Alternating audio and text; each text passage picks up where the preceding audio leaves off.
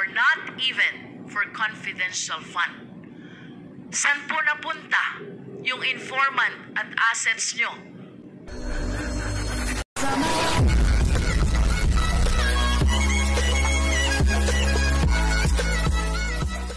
Kaibigan, welcome po kayo sa aking channel, Cong.Luistro.Milyo-Milyong, Teacher, sa harap ng resource person, Luistro, Binulgar ang milyon, maintenance safe house, sa harap ng empleyado ng Office Vice President. Del Rey. Ma'am, you confirm that you are the Chief Accountant of OVP? Yes, Your Honor. May we know how long have you been working at the Office of the Vice President? I was started in the OBP since 1990, Your Honor. I'm already in my 34th year. 1990. Yes, Your Honor. Can you please share with us who was the Vice President then? It was still Vice President Doy Laurel, Your Honor. Doy Laurel. Salvador Laurel. My question for you, Miss Villa del Rey. Would it be correct to say that during the time of Vice President Duterte, there are two kinds of key officials? One are those who have been with the OVP for so long a time, like you, and the other kind are those who came along with the Vice President, either from Davao City LGU or from her electoral campaign. Would that be correct? Tama po, Your Honor. Kapag sinabi po ba natin na key officials who have been with the OBP for so long a time, tama po bang tawagin to na career officials? Tama po, Your Honor. And with respect to those who came along with the Vice President, either from the Davao City LGU or from her electoral campaign, are these what we call the coterminous or confidential officials? Tama po, Your Honor. Just for the enlightenment of the committee, Ms. Villa del Rey, can you please cite at least some names of the key officials of OVP who are career officials? From SG24 Division Head, Your Honor, down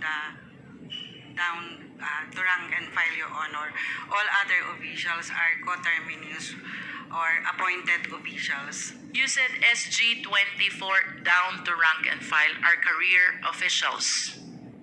Tama po, Your So Honor. would it be correct to say that if the officials are higher than SG24, these are the confidential officials? Coterminous and confidential officials, Your Honor. What is the difference, if there is any, between coterminous and confidential officials? For coterminous employees, officials, Your Honor, they are, as I understand din po ito, is within the term po of the current administration or the current Vice President. And how about confidential officials, if there is any difference? Same coterminous, Your Honor. So there is no difference at all between coterminous and confidential officials. As a matter of fact, I have observed that these two terminologies are being used interchangeably. Do you confirm that, Ms. Villa del Rey? For me, Your Honor, yes po. Okay. With respect to the confidential officials or coterminous officials, can you please name some or few officials who were brought in to the OVP by Vice President Duterte? Based on the positions, Your Honor, we have the Chief of Staff, the Assistant Chief of Staff, the Director for Operations, the Director for SMO, Director for Admin and Finance, and all other coterminous employees under the said officials. Does that include the Special Disbursing Officer? Yes, Your Honor. What salary grade is SDO? For our SDO, for confidential, is if tama po yung pagkakatanda ko, is SG-24. SG-24, but earlier you said if it is SG-24 down to rank and file, that is career officials. And if that is higher than SG-24, then that will be confidential officials. Can you please enlighten us on this? There are positions po na SG-24, but they are not division heads under career or under permanent plantilla positions, Your Honor. SG-24 under coterminus. How many SDO do you have? I cannot recall, Your Honor, but we have SDO for various activities. We have SDO for confidential fund. And you confirm that the SDO for confidential fund is Gina Acosta. Yes, Your Honor. And what salary grade is that? SG-24, Your Honor. SG-24 career official. Non-career po. Non-career official. Ms. Villa del Rey, I understand that in August 2022, the Office of the Vice President requested for augmentation fund, which includes confidential fund. Do you confirm this? Your Honor, may I refer your question to our budget officer? Yes, please. Mr. Kelvin, you are recognized. Thank you, Mr. Chair. Mr. Chair, I confirm that there was a request to DPM for the augmentation of fund of OVP in August FY 2022. May we know, sir, how long have you been connected to the OVP? I have been with OVP since 2014, since former Vice President Binay, ma'am. Vice President Binay. So I believe that you are in the best position to answer whether during the time of Vice President Leni Robredo, mayroon din po bang confidential fund nung time ni Vice President Leni Robredo? There was no confidential fund during the term of Vice President Leni Robredo. There was no confidential fund during the time of Vice President Leni Robredo. How about during the time of Vice President Jejomar Binay? I am not a budget officer during that time, ma'am, so I have no knowledge. But per records, I think earlier years of his term, meron pong confidential fund. Would you be able to enlighten us how many times did Vice President Binay requested for confidential fund during his term? I cannot give definite answer, ma'am, but upon checking the documents available in the office, there was a series of correspondences regarding confidential fund. However, there is also correspondences reflecting to return or to revert back the release of confidential fund. There are sources which say that Vice President Jejomar Binay had confidential fund only once. But of course, this is subject to your verification. I will check, Mr. Chair. I wish to go back to Ms. Villa del Rey, but I would not mind, Kevin, if you will continue answering my questions. She's temporarily out. Would it be correct to say, sir, since there are no confidential funds during the time of Vice President Robredo, and Vice President Jejomar Binay only had once, would it be correct to say that the career officials of Vice President of the Office of the OVP during the time of Vice President Sara are not used or inexperienced with respect to confidential fund? I would agree, Mr. Chair. However, we are always guided by certain circulars or guidelines. And if you agree that the career officials are inexperienced with respect to confidential fund, there being no confidential fund during the time of the former vice presidents, to be particular, Robredo and Binay, would it be correct to say that it is the confidential officials of Vice President Duterte who are experienced with respect to confidential funds? I have no information Mr. Chair, with regard to the experience of the coterminous or confidential employees of this administration. Do you know Yusek Sulaika Lopez? Yes, Mr. Chair. Would you know where she came from before she assumed her position at the OVP? During that time, I think she was previously she was the city administrator of. And would you know how long she was employed as city administrator in Davao? No, Mr. Chair, I have no But at information. least would you know how long was she connected with Davao City LGU prior to OVP stint? I cannot remember, but during the first, I think payroll, of course, attachment of those documents are the service records, but I have no exact or number of years to tell the committee of Attorney Sulaika Lopez as employee of the Davao LGU. How about Miss Gina Acosta? Do you know her? Yes, Mr. Chair.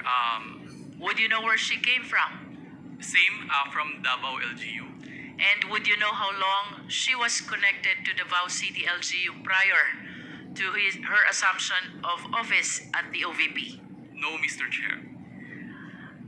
Mr. Chair, I just want to manifest that during the previous hearings, we were able to present already before the committee the confidential funds of the city of Davao since 1988.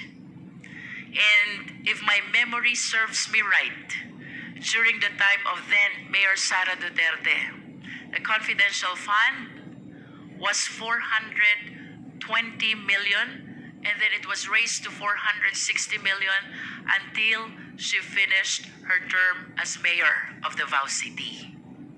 Having this in mind, sir, Yes, Mr. Chair. would you agree with me if I would say that Yusek Sulaika Lopez and SDO Gina Acosta are well experienced with regards to confidential fund?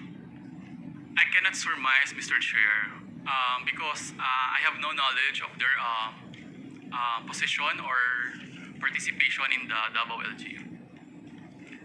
Let us proceed to the physical and financial plan. I hope you are in a position to answer this.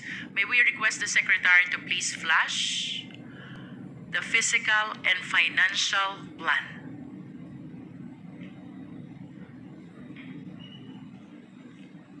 Based on this document, sir, the OVP requested for 250 million confidential funds. This is for the fourth quarter of 2022.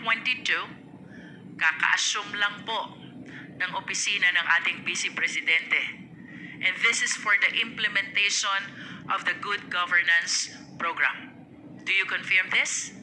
I confirm the document, Mr. Chair. And according to this document, the amount of 250 million confidential funds is supposed to be spent for a period of 3 months, equivalent to 90 days, representing the fourth quarter of 2022. Tama po ba?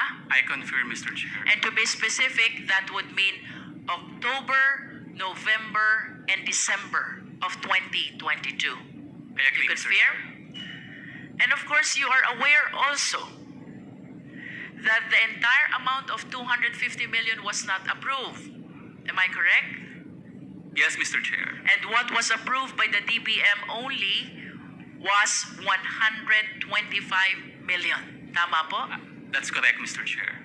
Considering that the program that was presented to the DBM for that 250 million is 3 months, equivalent to 90 days, representing the last 3 months of the year 2022. Tama po bang sabihin that with regards to the approved 125 million confidential fund, this is supposed to be spent for a period of 1.5 months, equivalent to 45 days, part of the last quarter of 2022. I cannot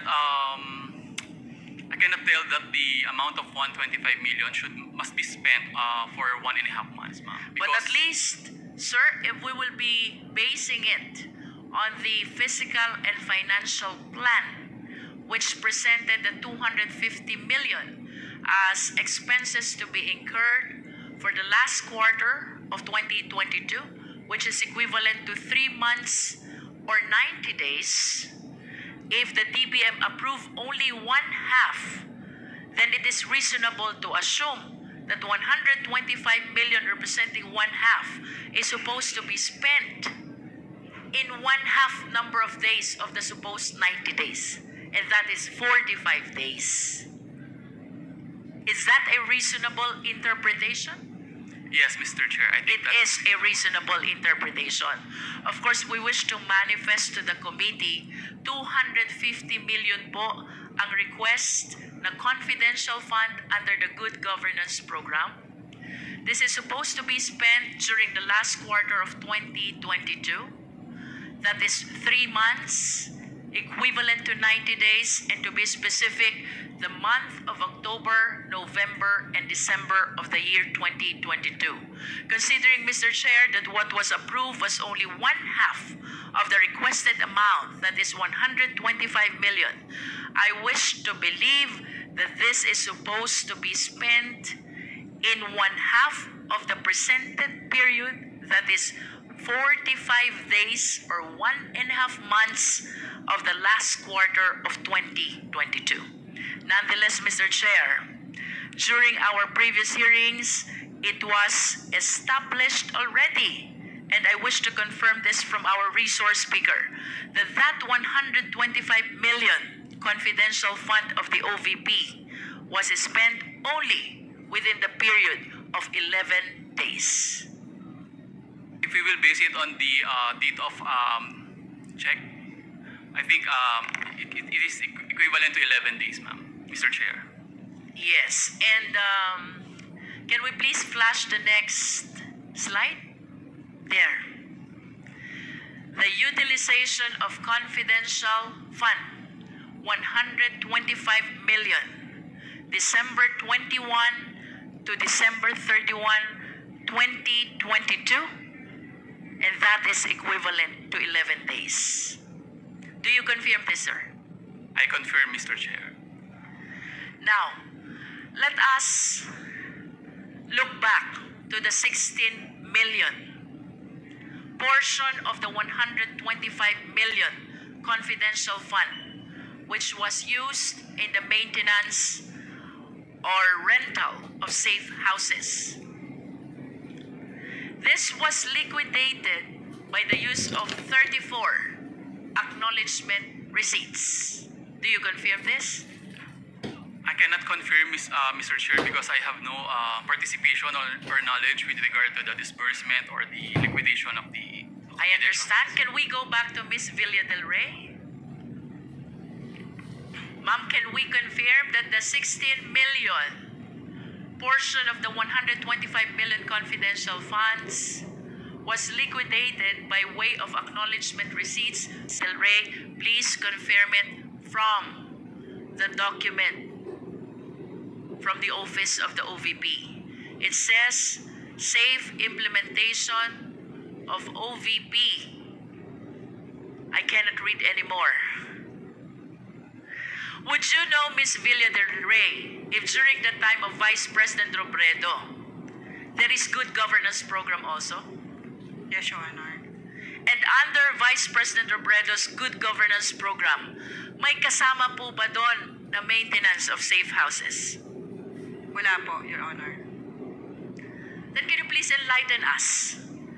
Bakit po dito sa good governance program ni Vice President Duterte may nasamang maintenance of safe houses under confidential fund? I'm sorry, Your Honor.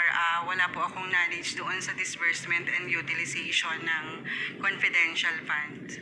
Nonetheless, Mr. Chair, I wish to manifest that although both Vice President Robredo and Vice President Duterte, Congresswoman Luistro, maybe we can ask Attorney Sanchez because I noticed that her name was included in that document.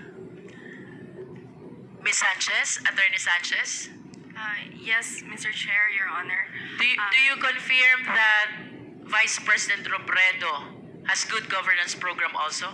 Yes, Mr. Chair. Would you confirm that under Vice President Robredo's good governance program, there is no confidential fund?